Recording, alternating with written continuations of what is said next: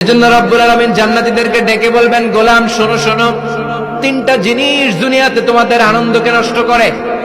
এক হলো অসুস্থতা, দুই হলো বার্ধক্য, তিন হলো মৃত্যু। তাই এই তিনটা জিনিসকে আমি জান্নাত থেকে চিরকালের জন্য আউট করে দিলাম। ফেরেশতারা ঘোষণা দিবে, ইউনাদি মুনাদিন ফিল জান্নাহ, ইয়া আইয়ুহাল আসহাবাল জান্নাহ ওয়া ইন্না লাকুম আন তাসিহু ফালা তাসকামু আবাদা। তোমরা আজীবন সুস্থ থাকবা, রোগে ধরবে না।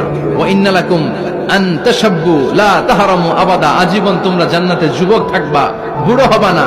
ওয়া ইন্না লাকুম আন তাহইয়াউ ফালা তামুতু আবাদা। ও জান্নাতীরা, আজীবনের জন্য জান্নাতে জীবিত থাকবা, তোমরা আর মরবা না।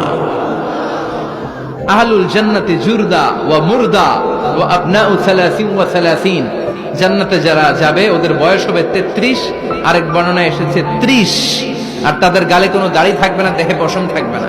দুনিয়াতে দাড়ি রাখাকে ওয়াজিব করে দিয়েছে কে? যারা দুনিয়ায় দাড়ি রাখবে, জান্নাতে তাদের গায়ে কোনো পশম, দাড়ি, মোজ কিছুই থাকবে না। চিল্লায় কোন সুবহানাল্লাহ। 60 হাত লম্বা হয়ে আপনি জান্নাতে ঢুকবেন। কয় হাত? আপনি কয় হাত? 3.5 হাত। আমি কয় হাত? কিন্তু জান্নাতের দিন, যেদিন ঢুকবেন জান্নাতে, ওই দিন হয়ে যাবেন কয় হাত? সুবহানাল্লাহ পড়বেন না?